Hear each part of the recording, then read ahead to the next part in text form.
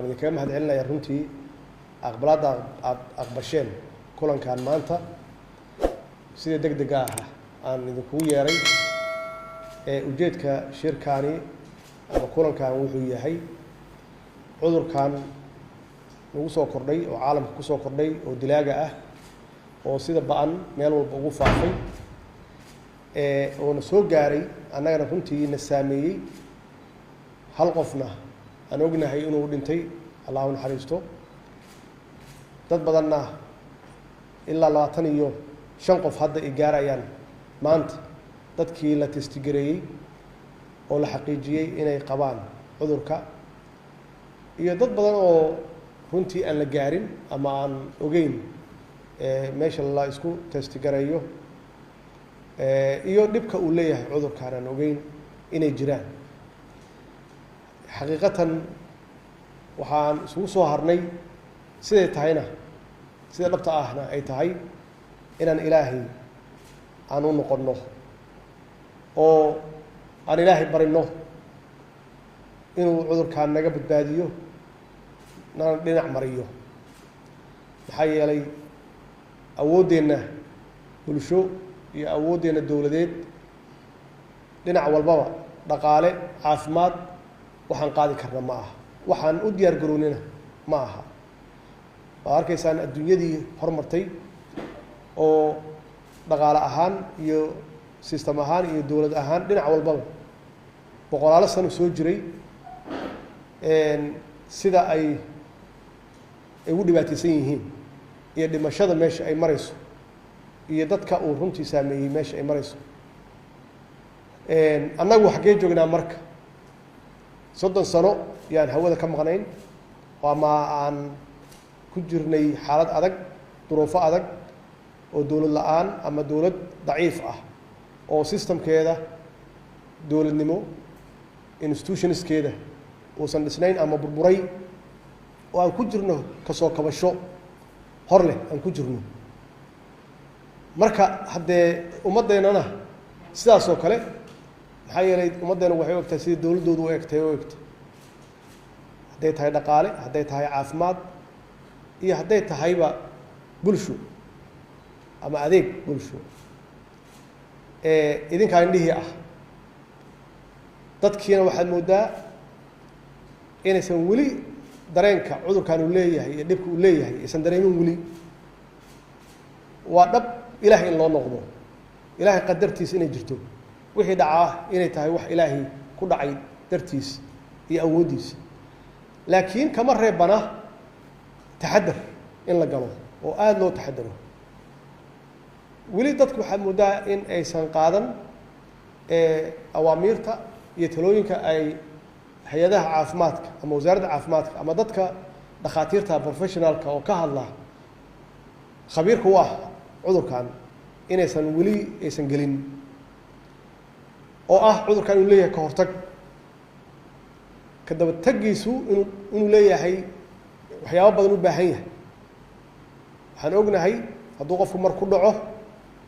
dee qofna waa ka boodaa qofna waxaa laga yaabaa complication kale iyo cudurro kale oo qarsoon ama kuwa awalba la dhibteysnaa uu qabo see dadkaas loola tacaalay awooddeeda ma leenahay caafimaad awooddeeda dawladnimo ma leenahay awooddeeda dhaqaale ma leenahay xaqiiqda waxa weeye waa maya ma lihin ilaahay inaan barino keliyaan leenahay laakiin iyo dadka inaan wax u sheegno si ay isaga ilaaliyaan cudurkan oo ugu horeyso sida hadda adinku aad tihiin in la kala fogaado social distancing waxay luqadda ajnabiga lagu yiraahdo saas in loo kala fogaado haddii la heli karna afka la duubto gacmahana gloveski la gashado maxaa yeelay qofku haddii uu maxaan ku rahdaa gacmaha ku soo qaado sanka ma gaarsiin karo maxaa yeelay sanka waa u xiran yahay in bulshadeena aan gaarsiino war cudurkaani waa cudur daawadiisu ay tahay taxadar feejignaan kala fogaasho dhaqankeenna dee waa dhaqan dadku waa is jecelnahay waxaan jecelnahay inaan isku dhownahay waxaan jecelnahay inaan istaabanno waxaan jecelnahay qofka xanuunsan in la soo booqdo waxaan nahay dad geesiyiina oo dhibaato walba ka soo dhergay oo waxay ka baqaayaan aysan jirin oo marmarka qaarkood qofku uu raadsanayaba marka in dadkii aan wacyigelin xoog leh ka siino awooddeena meeshay taagan tahay ama awoodda aan leenahayna aan u sheegno oo ah dal soo kabanaya inaan nahay hay-addiisa caafimaadka inaysan shaqadeeda fiicnayn ama shaqadeeda ay hadda bilaaw tahay maxaa yeelay institutionsku waxay leeyihiin 100 sano 50 sano inay soo dhismaan annagu 30 sano yaaban ka dhacsanaynba system ahaan aan u dhacsanayn intii yareed oo dowladihii isoo maxaan ku raahdaa bedelayana haddee ma aha wax nagu filan ma aha oo lagu dhismo ma aha wasaaradda caafimaadka adduunkaan naqaano inta badan waxaa ka shaqeeya dhakhaatiir iyo dad administration jaamacado sare ku soo gaaray keliya intaas ma aha boqolaalo sano isku bedelayay jagooyinka oo intaasi dadku wax baranayeen oo departments kala duwan leh hadday tahay cudurrada ka hortagga cudurrada faafa hadday tahay wacyigelinta hadday tahay baaritaanka daawooyinka khaladka ah iyo kuwa saxa ah hadday tahay imtixaanada dhakhaatiirta inay sax yihiin oo ay leeyihiin khibraddii loo baahnaa baaritaanka caafimaadka naftigooda meelaha cisbitaallada yaallaan ama cisbitaallada jiraan waxaasoo dhan waxay u baahan tahay muddo dheer inay hay-addu ku dhismato marka tabarteenna caafimaadna waa taas tabarteenna dowladnimona hadda waa ogtihiin waxaan ku jirnaa kabasho hadda yaa wasiirku waa nala fadhiyaa maaliyadda aan adduunka u furannayba inayna fahmaan inaan nahay inaan qaabkoodii iyo systemkii ku shaqeeyaan aan soo galnay oo nala aamini karo oo wax nala siin karo wax nala amaahin karo deeq nala siin karo lala macaamili karo lala fariisan karo haddaan soo galnay habka canshuur qaadisteenna ama canshuuraheen dalkeennu isma haysto waa kala maqan yahay cadow manaxa ah yaa meel jooga oo cudurkan inuu faafo wax ka daran sameynaya marka xaaladaha noocaas oo kalea wey dadka marka in loo bandhigo shacabkeenna awooddeenna dowlad aada iyo aad yay ugu jirtaa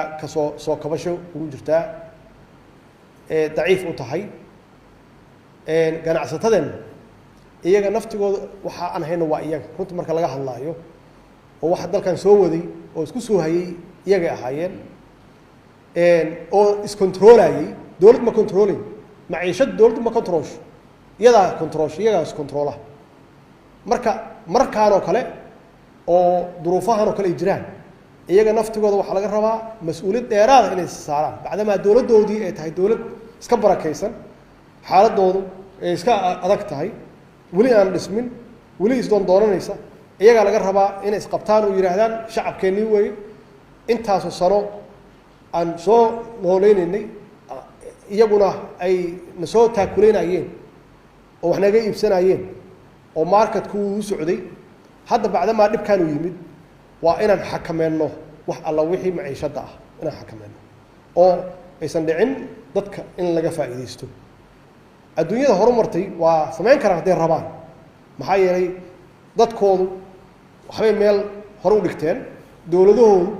dhaqaalaha meel intaasoo sanay ka arurinaya canshuur dhaqaalay meel u dhigeen oo qofkii cuntadii gurigiisaa loogu geenayaaba annaga awooddeeda ma lihin taasaa keenaysa in dadka aanan oran karin jooga guryihiinna maxaa yeelay waa inay kala doortaan gaajo iyo coronavirus annagii haddaan awooddeena ay gaarsiisanaan lahayn oo ama dhaqaalaheenna dadkii naga horreeyey oo aabbayaasheenna ay aada u shaqayn lahaayeen oo aysan waxba naga burburin lahayn oo dowladnimadu ay ahaan lahayd dowladnimo u shaqaysa dadka oo aan laga shaqaysan oo hufnaanta ugu horeyso dowladdu waxay lahaan lahayd kayd marka dhaqaale oo marka xaaladdan oo kale ay timaado dadka lagu khasbi karo inay guryaha joogaan oo dowladdu ay kabi karto kan shaqada businessmanka ah ama ganacsatada ah wixii ka baaqda la siin karo canshuur dhaaf badan la bixin karo oo dowladdu kabayso wax horey aan meel u dhiganay ma jiraan horey umayna shaqaysan marka inaan la noolaano xaaladda annaga aan iscaawinno garbaha isgashanno gacmaha isqabsanno istaakulayno keena dhibaataysan la taakuleeyo wax isu sheegno dadkan aan u sheegno iyagoo noloshoodii wata awareness la siiyo in la kala fogaado cudurkan dhibkiisa loo sheego qof walba oo maskaxda ku hayo adoo noloshaadii quutulyoonka kaagi raadinaya haddana is-ilaali oo gurigaaga ha keeni haddaad dhalinyaro tahay oo aad isbidayso xoog inuusan cudurka kugu dhicin hooyadaa iyo aabbaha iyo dadka waaweyn oo aan qaadi karin ha u keeni inuu qofku saaro mas-uuliyadda hadduu xanuunsado qofka inuu dee ka fogaado bulshada inkastoo aan ognahay cudurkan qofka intuu soo dhicin ka hor yuu awood wuxuu leeyahay boqolaalo qof inuu ku rido waa awood u leeyahay marka sababta ay tahayna isku dhowaanshaha iyo isku neefsashada ay tahay in wacyiga aan aada u kordhino culimmadu inay hadasho ay ka digto iyagoo daliilsanaya xaaladihii hore loo soo maray ileen annaga hadda uguma horeyno cudur saan oo kale ah inuu islaam ku dhaco wasaaradda caafimaadka inay daily briefing samayso iyadoo kaashanaysa guddoomiyaha gobolka kaashanaysa wasiirka maaliyadda saasoo kale inuu la hadlo ganacsatada iyo maxaan ku rahdaa canshuur bixiyaasha ula hadlo wasaaradda maxaan ku rahdaa informationka iyo wacyigelinta in ay aada uga shaqayso dadka sidii loo wacyigelin lahaa sida hadda uu wasiirku uu uga shaqeeyey isu imaanshahan halkan ajr allah ka siiyo uu uga shaqeeyey saasoo kale in la qabto muxaadarooyin oo miidiyuhu ay horboodayaan wasaaradduna ay garwadeen ka tahay ama ay coordinate garaynayso dadka professionalska caafimaadka ah dhakhaatiirtu iyagoo naftigoodu inay abaabulaan oo waktigan xaaladdan lagu jiro dhibka badan ay volunteer ummadda ugu shaqeeyaan aysan baqin aysan odhan waxbaa kaa soo gaaraya hawshaan ay volunteer ugu shaqeeyaan mutadawacaan siduu cudurkaan uusan dadkeen u laynin uusan meel walba u gaarin uusan u faafin inay is aruursadaan oo wasaaradda caafimaadka ay garab u noqdaan bacdamaa dee wasaaraddu functionkeedu iyo shaqadeedu ay liidan karto aysan dhammaystirnayn aysan xoog lahayn inaad u noqotaan xoog dadka shaqaalaha ah oo dowladda ku jira ama dadka businesska ku jira oo khibradaha u leh caafimaadka in markaanay ay si volunteera ay hawshaan usoo galaan oo ay kala shaqeeyaan wasaaradda caafimaadka macnaheedu waxay tahay kulligeen inagoo wada dhan dowladdii iyo shacabkii iyo qolooyinka ka shaqeeya arrimaha amniga aan garbaha isqabsanno gacmaha isqabsanno sidii cudurkaanu noo dhaafi lahaa aanu la dagaalami lahayn annagoo tabarteenu saas tahay qof walba waxa uu haysto aqoon iyo xoolo iyo dhaqaale iyo awood ba aan isugu geenno sidii aan uga hortegi lahayn cudurkan maxaan ku rahayo culummada aan uga hortegi lahayn cudurkan inuusan ummaddeenna aafeyn uusan dhibaato weyn ummaddeenna u geysan aan uga hortagno haddii uu dadka ku dhacana sidii aan u kaalmeyn lahayn iyada naftigeeda aan iska kaashanno waa u qaylo geysanay ama u dirsannay qaylo caalamka dalalka aan saaxiibaha nahay waxaan ka sugaynaa kaalmo waxa annagu hadda maanta dowlad ahaan aan haysanno oo hawshaan uga hortegayno runtii xaqiiqatan tabarteena waa yarta ilaahay keliya inaan barino ilaahay u noqonno in dadkeenna uu ka badbaadiyo cudurkan iyo saaxiibada dowladaha shisheeye inaan u qaylo geysanno wax alla waxayna tari karaanna aan maxaan ku rahdaa weydiisanno mas-uuliyaddu waana wada saaranta tabarteedana dowlad ahaan ma lihin marka in shacabkeenni marka aan wacyi gelino cid walbaba qayb ay ka ahaato sidii aan cudurkan ula dagaalami lahayn. Wassalaamu calaykum waraxmatullaahi wabarakaatu.